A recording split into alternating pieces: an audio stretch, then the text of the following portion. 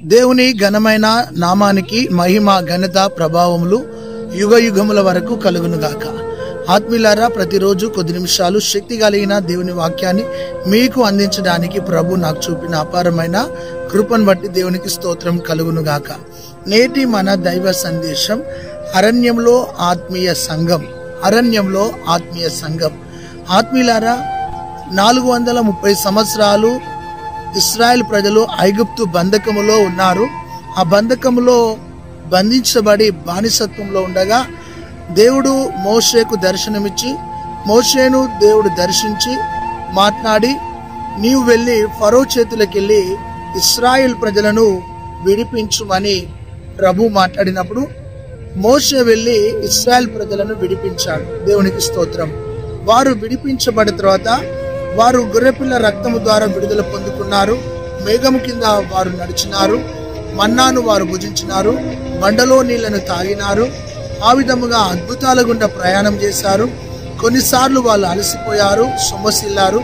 ఆ విధముగా వారి ఆత్మీయ జర్నీ సాగుతున్న దినాలలో మోషే మృతి పొందిన తర్వాత దేవుడు యెహోషువను ఎన్నుకున్నాడు. ఆత్మీయులారా, యెహోషువతో దేవుడు మాట్లాడాడు. యెహోషువను దేవుడు నిలబెట్టినాడు. అయితే ఈరోజు ఒక శక్తి కలిగిన ఆత్మీయ సందేశం ప్రభు నీతో మాట్లాడడానికి ఇష్టపడుతున్నాడు. అయితే ఈ ఆత్మీయ యాత్రలో, ఆత్మీయ ప్రయాణంలో దేవుడు నీతో నాతో మాట్లాడుతున్న మాట ఏంటంటే, ఈ అరణ్యంలో ఆత్మీయ సంఘం, ఈ సంఘము నడిపించబడ్డ విధానాలు చాలా ఆత్మీయంగా ఉంటాయి. గమనించండి, వీరు నడుస్తున్న వారి ఆత్మీయ ప్రయాణంలో ఒక 7 అనుభవాలు పరిశుద్ధాత్మ దేవుడు ప్రేరేపించగా మీతో మాట్లాడుతున్నాడు. దేవునికి స్తోత్రం కలుగునుగాక. సంఖ్యాకాండం 21వ అధ్యాయం 10వ వచనం. 21వ అధ్యాయం 10వ వచనంలో వారిని నాయకుడైన యెహోషువ వారిని ఎక్కడికి నడిపించాడయ్య అంటే ఓబోతు అన్న స్థలంలోనికి నడిపించాడు. ఓబోతు అన్న స్థలానికి అర్థం ఏమిటంటే, నీ తిత్తులను లేదా నీ బాణాలను లేదా నీ కుండను, నీ పాత్రను నింపుకో అని అర్థం. సోలిపోయిన వారి జీవితాలను, సొమ్మసిలిన వారి జీవితాలను, బలహీనమైన వారిని ఓబోతు అన్న స్థలంలోనికి తీసుకొని వెళ్ళి ఓబోతులో వారిని నీళ్లతో నింపుకోండి. మీ తిత్తులు నింపబడాలి. మీ తిత్తులే కాదు, మీ ఆత్మీయ జీవితాలు కూడా నింపబడాలని దేవుడు సూటిగా ఇశ్రాయేల్ ప్రజలను దర్శిస్తున్నాడు. ఆత్మీయులారా, గమనించండి, నీ తిత్తి అంటే నీ జీవితం, బాణ అంటే నీ జీవితం, కుండ అంటే కూడా నీ జీవితానికి సాదృశ్యం. నీ ఆత్మీయ జీవితం మహిమైశ్వర్యముతో నింపబడాలి. యోహాను సువార్త 2వ అధ్యాయము 5 నుండి 7 వచనాలు చూస్తే, మీ బాణాలను నీళ్లతో నింపండి అని చెప్పాడు. ఆ నీళ్లు ద్రాక్షారసముగా మార్చబడ్డాయి. మొదటి రాజుల గ్రంథం 19వ అధ్యాయం 6వ వచనంలో బుడ్డిలో నీళ్లను నింపి అని ఉంటుంది. మత్తయి సువార్త 25వ అధ్యాయం 1వ వచనంలో మీ దివిటీలను, మీ యొక్క సిద్ధులను నూనెతో నింపుకోండి అని వాక్యం సెలవిస్తుంది. అంతేకాదు ఇర్మియా గ్రంథం 18వ అధ్యాయం 4వ వచనంలో, మొదటి రాజుల గ్రంథం 4వ అధ్యాయం 6వ వచనంలో మీ తొట్టిని, మీ బుడ్డిని నింపే దేవుడినని ప్రభు మనతో మాట్లాడినాడు. ఆత్మీయులారా, అలా చెప్పుకుంటూ వెళ్తే కుండను నీళ్లతో నింపుకున్నారు. అంతేకాదు ప్రభు చెప్తున్నాడు, అపోస్తుల కార్యం 2:28 ప్రకారం సమాధానంతో నిన్ను నింపుతాను. మొదటి రాజులు 17:16 సమృద్ధితో నిన్ను నింపుతాను. అపోస్తులు 2:4 ఆత్మతో నిన్ను నింపుతాను అని దేవుడు మనతో సూటిగా మాట్లాడుతున్నాడు. అయితే దావీదు అన్నాడు, కీర్తన 31 కీర్తన 12వ వచనంలో, నేను ఓటి కుండ వలె ఉన్నాను, నా కుండ నింపు ప్రభా, నా కుండకు హోల్ పడ్డది. నీ తిత్తి అనే నీ జీవితం, నీ బాణ అనే జీవితంతో ప్రభు మాట్లాడుతున్న మాట, నింపుకో ఈరోజు అని ప్రభు చెప్తున్నాడు. ఈ ఓబోతు అన్న ఆత్మీయత ఏంటంటే, నీ తిత్తి నింపబడాలి. దేనితో నింపబడాలి నువ్వంటే, దేవుని వాక్యంతో నింపబడాలి. దేవుని యొక్క సన్నిధితో నింపబడాలి. దేవుని యొక్క అభిషేకముతో నువ్వు నింపబడాలి. ఈ వాక్యాన్ని చూస్తున్న నా ఆత్మీయ సోదరి సోదరుడా, నీవు నింపబడ్డ వ్యక్తిగా బ్రతుకు. ఒకవేళ నీ బాణ ఖాళీగా ఉన్నా, నీ తిత్తి ఖాళీగా ఉన్నా, నీ కుండ ఖాళీగా ఉన్నా నింపుకో. ఈరోజు నింపబడలేని జీవితంలో ఉంటే ఈరోజు నా ప్రభు చెప్తున్నాడు, నీ మట్టి ఘటాన్ని తన మహిమ ఐశ్వర్యములతో నింపడానికి ఇష్టపడుతున్నాడు. ఈరోజు తన బలముతో నింపు అని అడుగు. ప్రభా, నీ శక్తితో నింపు, నా తిత్తిని నింపు, నా జీవితాన్ని నింపయ్యా, నా హృదయాన్ని నింపు, నా మనసుని నింపయ్యా, నన్ను నింపయ్యా, నీ బలముతో బలహీనమైపోయాను, నా తిత్తి ఖాళీగా ఉన్నదని నువ్వు అడిగితే ఓబోతు అనుభవము నీ తిత్తులు, బాణాలు, కుండలు నీళ్లతో నింపుకోవాలి.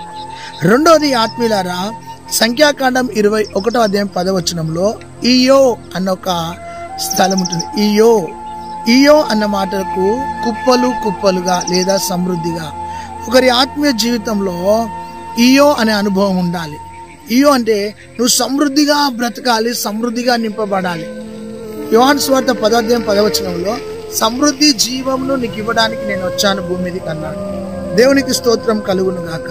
ఈరోజు ఈయో అనే అనుభవము ఇశ్రాయేలుకు దేవుడిచ్చాడు. మీరు సమృద్ధిలో బ్రతకండి. కరువులో ఉన్నారనుకుంటున్నారు కానీ మీ కరువును సమృద్ధిగా మార్చే దేవుడు. వాగ్దానం ఉంది కానీ వారు కరువులో ఉన్నట్టు బాధపడుతున్నారు. అయ్యో మేము ఆకలితో ఉన్నాం, మాకేం లేదు, మేము చావాలా అని అలా నిరాశ పడుతూ బ్రతుకుతూ మాట్లాడుతున్నారు. మేము సోలిపోతున్నాము, సొమ్మసిల్లిపోతున్నాము, ఆహారం లేదు, మేము నిర్జీవంగా ఉన్నామని బలహీనమైన మాటలు మాట్లాడుతుండగా దేవుడు స్తోత్రం, దేవుడు తన సేవకుని ద్వారా వారిని బలపరుస్తూ ఈయో నీ యొక్క ఆత్మీయ జీవితంలో కుప్పల కాడ బ్రతుకు, సమృద్ధిలో బ్రతకాలి. దేవునికి స్తోత్రం. అదే కాదు ఆత్మీయులారా, ఏ సమృద్ధి అంటే జీవము కలిగిన సమృద్ధితో నువ్వు నింపబడాలని ప్రభు నీతో మాట్లాడుతున్నాడు. అవును, ఈరోజు ప్రభు నీతో చెప్తున్న మాట ఏంటంటే, నువ్వు ఎక్కడ సమృద్ధిలో ఉంటావో తెలుసా? రూతు గ్రంథం 1వ అధ్యాయం 21లో పొలములో నీకు సమృద్ధి దొరుకుతుంది. ఇర్మియా గ్రంథం 4:31లో కరువులో నువ్వు సమృద్ధిగా బ్రతుకుతావు. కీర్తన 16:11లో ఆనందమైన సమృద్ధిని, సంతోషం కలిగిన సమృద్ధిని నీకు ఇస్తానని దేవుడు చెప్తున్నాడు. ఎఫెసీ 1:7లో కృపను సమృద్ధిగా నీకు అనుగ్రహిస్తానని చెప్తున్నాడు.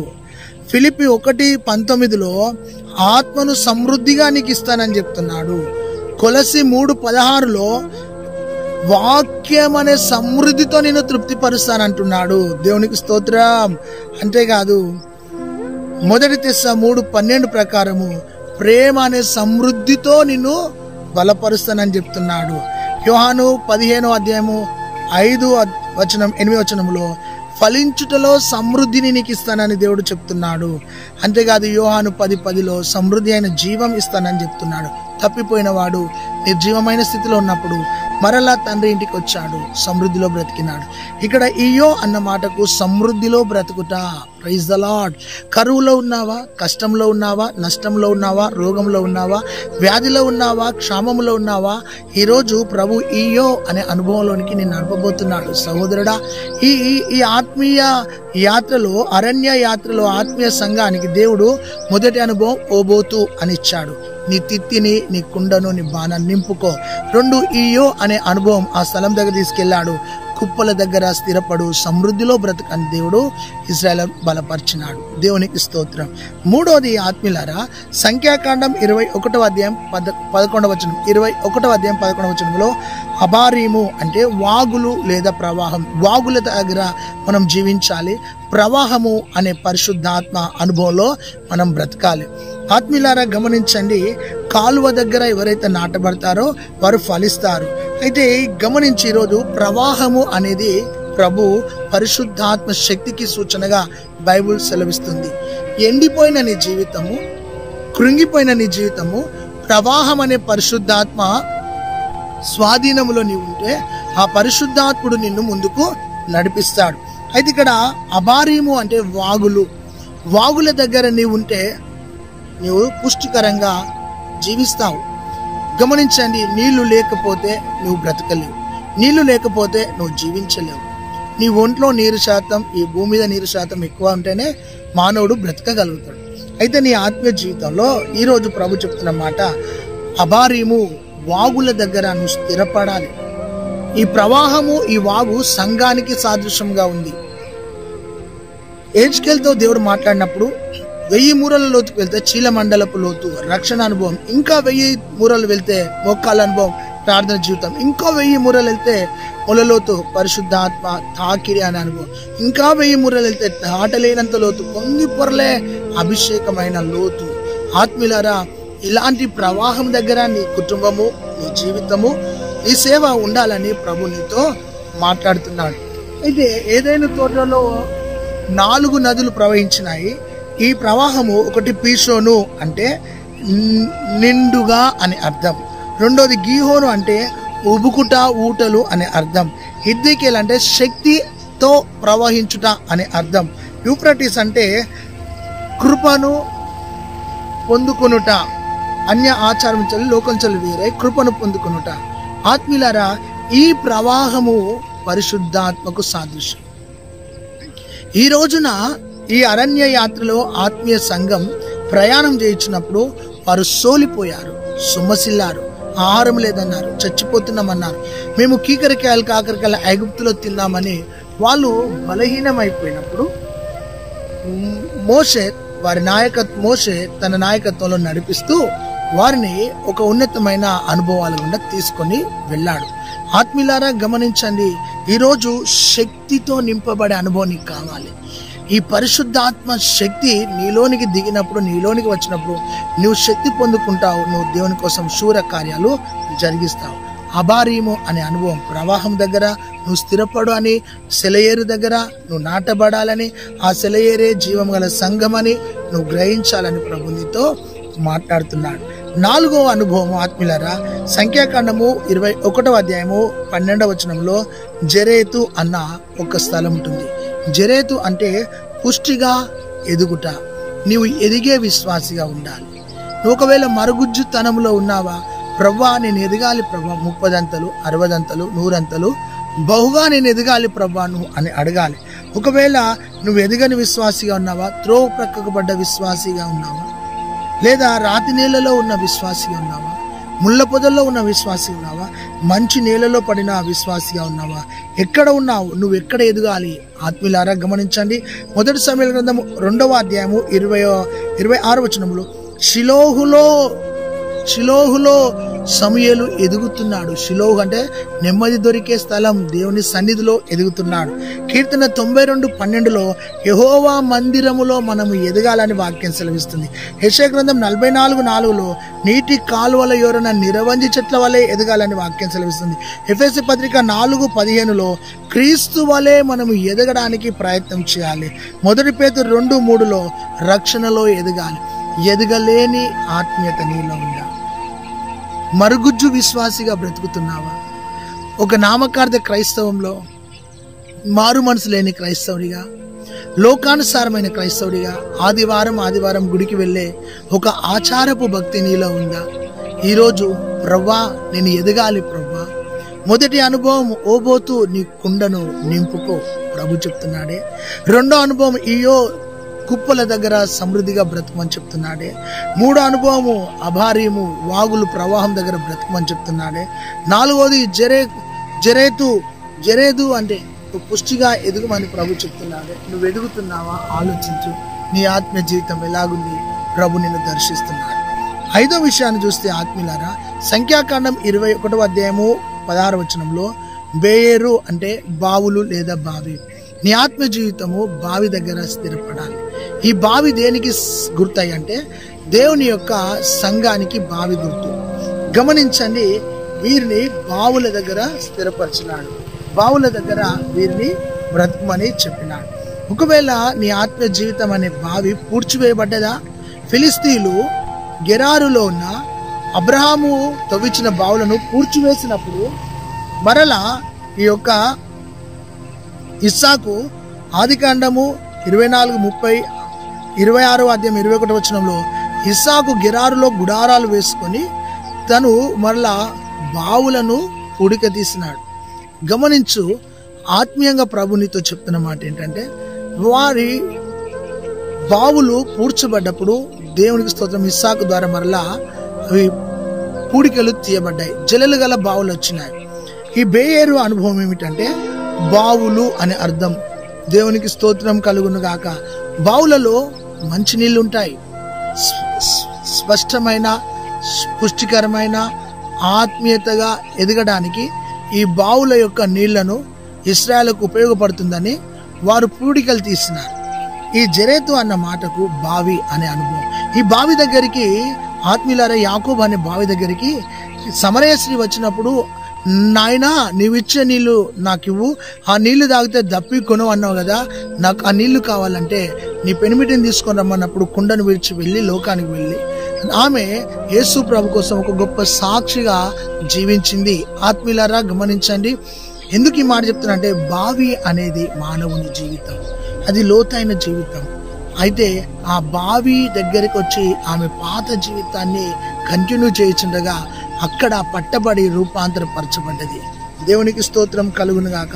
ఊరు వెలుపల బావులు ఉన్నాయని బైబిల్లో సెలవిస్తుంది. ఒకే బావిలో నుండి ఉప్పు నీళ్లు, ఒకే బావిలో నుండి మంచినీళ్ళు వస్తాయా? రావు అని వాక్యం సెలవిస్తుంది. అయితే సమృద్ధి అయిన బావి యేసు ప్రభుకు గుర్తుగా ఉంది.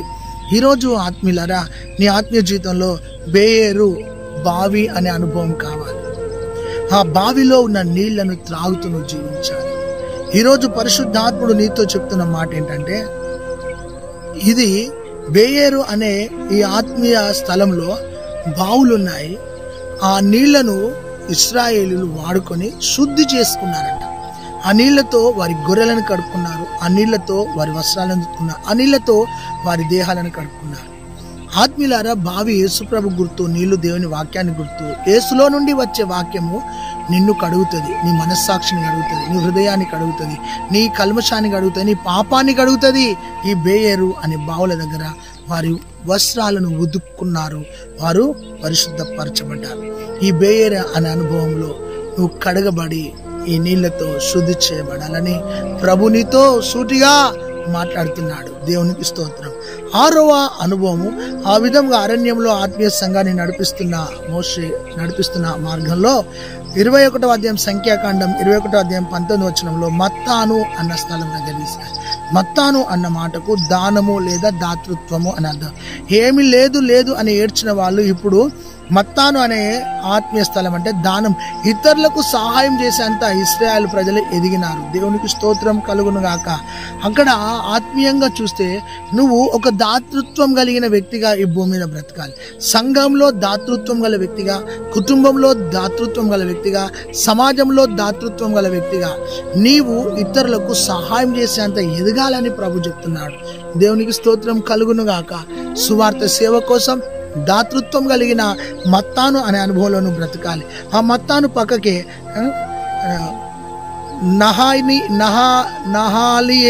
నహాలియేలు అన్న స్థలం ఉంటుంది. దేవునితో నీవు సహవాసం చేయాలి అని అర్థం. నువ్వు దాతృత్వంగా జీవించాలి, అదే సమయంలో దేవునితో సహవాసం చేయాలి. అక్కడ మత్తాను అన్న స్థలం ఉంటుంది ప్రక్కకే. ఆ మత్తాను అన్న స్థలంలో దేవుని యొక్క ఉన్నత స్థలము, ఆ స్థలానికి ఎక్కే అనుభవం నీకు రావాలి. ఆత్మీయులారా గమనించండి, ఈ యొక్క మత్తాను, నహాలియేలు, అదేవిధంగా ఈ యొక్క స్థలంలో దేవుడు వీరిని బలపరుస్తూ ఉన్నత స్థితిలోనికి ప్రభు వారిని నడిపించినాడు. ఈరోజు నీ ఆత్మీయ జీవితంలో నీవు నేను మత్తాను అనే అనుభవంలో బ్రతుకుదాం. దాతృత్వం అనే మనస్సు నీకు ఉండాలి. నా జీవితాన్ని దేవుని కోసం దారపోస్తాను అన్న ఆత్మీయత నీలో ఉండాలని ప్రభు నీతో చెప్తున్నాడు. దేవునికి స్తోత్రం కలుగును గాక. అయితే ఇక్కడ గమనించినట్లయితే ఈ యొక్క ఆత్మీయ ఈ స్థలాలలో దేవుడు వారికి చాలా అనుభవాలు నేర్పించినాడు ఇశ్రాయేల్ ప్రజలకు. అయితే వారు మేము చచ్చిపోతాము, లేదా మేము సోలిపోతున్నాము, మాకు ఆహారం లేదని కృంగిన వారి జీవితాలను ఈ మోషే అద్భుతమైన స్థలాలలో ఉన్న అనుభవాలను నేర్పిస్తూ వారిని వాగ్దాన దేశానికి తీసుకొని వెళ్తున్నాడు. దేవునికి స్తోత్రం కలుగునుగా. ఈరోజు నీ ఆత్మీయ స్థితి ఎలాగుంది, నీ ఆత్మీయ జీవితం ఎలాగుంది, నీ ఆత్మీయత ఎలాగుంది అని నా ప్రభు నీతో సూటిగా మాట్లాడుతున్నాడు. దేవునికి స్తోత్రం కలుగునుగాక. హల్లెలూయా, దేవునికి మహిమ. చివరిగా ఒక మాట ఏంటంటే 21వ అధ్యాయం సంఖ్యాకాండం 20వ వచనంలో పిస్గా కొండకు వారిని తీసుకొని వెళ్ళాడు. పిస్గా అంటే భూలోకంలో పరలోక ఆనందాన్ని అనుభవించుట, ఏడుస్తున్న వారిని, సోలిపోతున్న వారిని, సొమ్మసిల్తున్న వారిని, ఏమి లేదన్న వారిని పరలోక అనుభవంలోనికి తీసుకొని వెళ్ళాడు. ఆ మహిమ గల అనుభవంలోనికి తీసుకొని వెళ్ళాడు. హల్లెలూయా. దేవునితో సహవాసం అనే అనుభవంలోనికి ఇశ్రాయేల్ ప్రజలను తీసుకొని వెళ్ళాడు. ఆత్మీయులారా, ఈ పిస్గా కొండ మహా ఆనందము, పరలోక సౌభాగ్యం అనే అర్థం. గమనించండి, భూలోకంలోనే పరలోక అనుభవాన్ని నీ గృహంలో పొందాలని ప్రభు నీతో చెప్తున్నాడు. నీ సంఘంలో పరలోక ఆనందాన్ని పొందాలని ప్రభు చెప్తున్నాడు. అయితే వీరు సోలిపోతున్న వారు, నలిగిపోతున్న వారు, బలహీనులైన వారిని అద్భుత రీతిగా ఇశ్రాయేలు ప్రజలను దేవుడు నడిపించిన విధానాన్ని చూడు.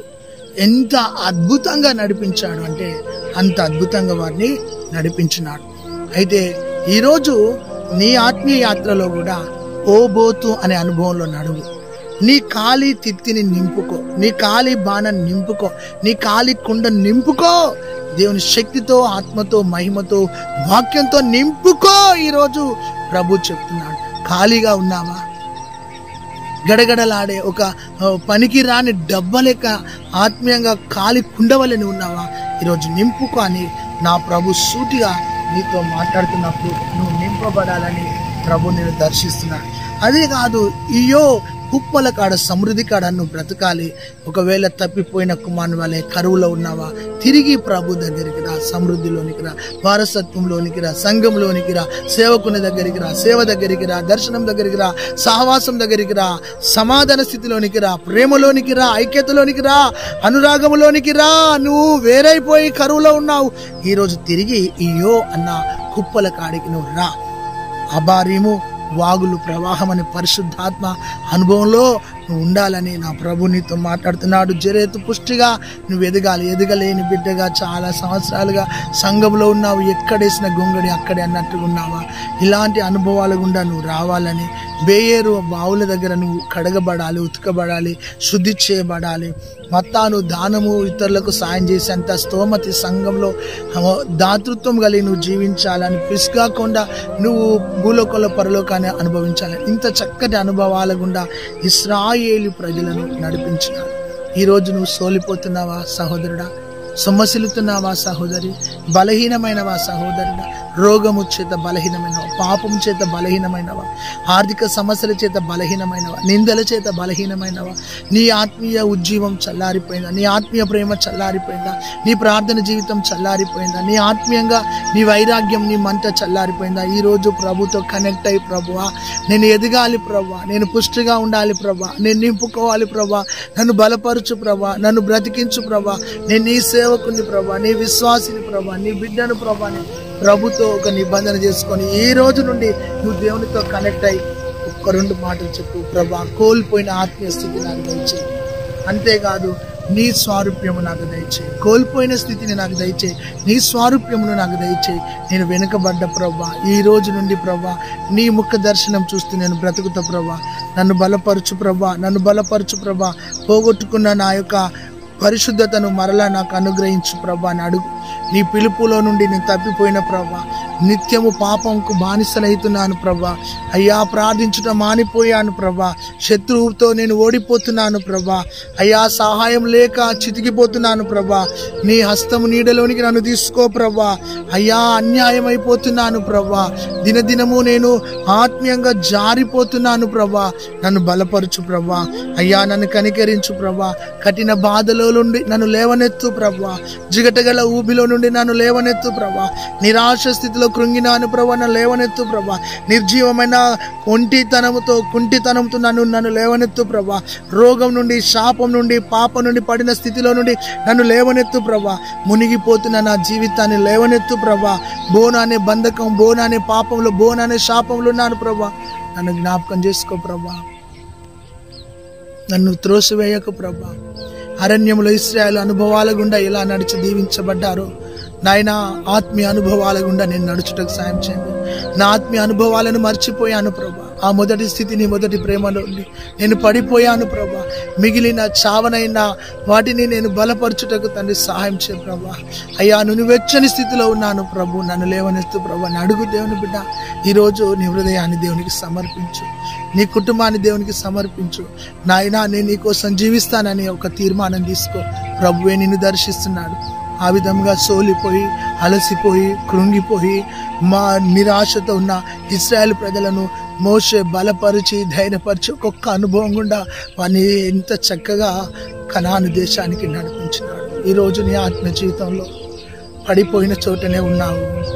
పాపం అనే బంధకంలో ఉన్నావు, రోగం అనే వ్యసనంతో ఉన్నావు, శాపం అనే ఉచ్చులో ఉన్నావు. ఈరోజు నీవు నీ హృదయాన్ని తెరిచి ప్రభువా అని ఒక్క మాట అంటే నీ బంధకాలన్నీ ఊడిపోతాయి. నీ శాపమంతా ఆశీర్వాదంగా మారుతుంది. నీ రోగానికి స్వస్థత కలుగుతుంది. నీ కన్నీళ్లకు విడుదల కలుగుతుంది.